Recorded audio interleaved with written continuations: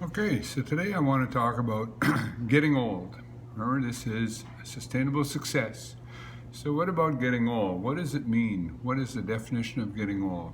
Well, obviously, biologically, it means having more birthdays. But the other part of it is a lot of times people equate getting old with getting more frail, being more fragile, being more susceptible to injuries, being able to do less.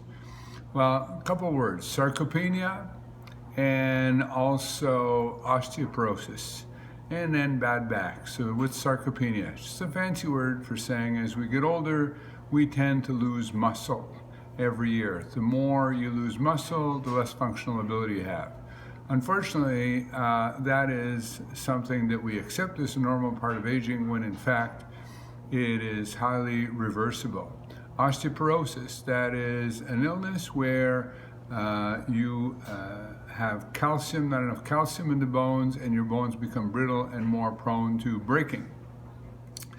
And again, that can also be prevented or even reversed. Bad backs, and again, sometimes these things are the result of the first two. Of course, you can have had an injury to your back or whatnot, but nevertheless, this is also something that can be often reversed and cured. So what's the cure-all for all these things? Proper strength training.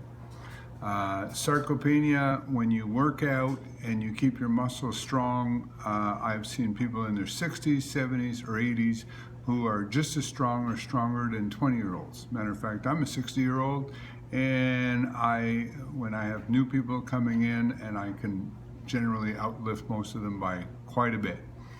Osteoporosis. Part of the problem, though, as we get older, is we don't want to do some of the jumping around and whatnot to get in shape that we did when we were young, that we thought we were getting away with, but a lot of times those things come back and haunt us later. You have to use low force, you have to use low speed, you have to make sure that first and foremost you adhere to what doctors say, which is do no harm.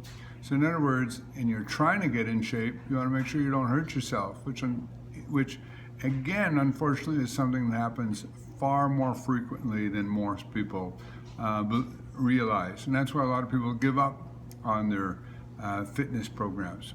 Often a middle-aged person who hasn't worked out in a long time tries to do what they did in high school, hurt themselves very quickly, feel bad, think they're getting too old for this, and quit altogether. So doing it properly. Same idea with low back. If you already have low back pain, you have to proceed with extreme caution in anything that you do. And of course, there are medical professionals who want to help you with that, and I highly advise that. But at the end of the day, with exercise, pretty straightforward. If it hurts, don't do it. So I do have access to low back machines that target the glutes, machine that targets the abs, in order to strengthen those areas. And I'll leave it for now, just over 3 minutes. Try to keep these short and concise. More to follow. Bye for now.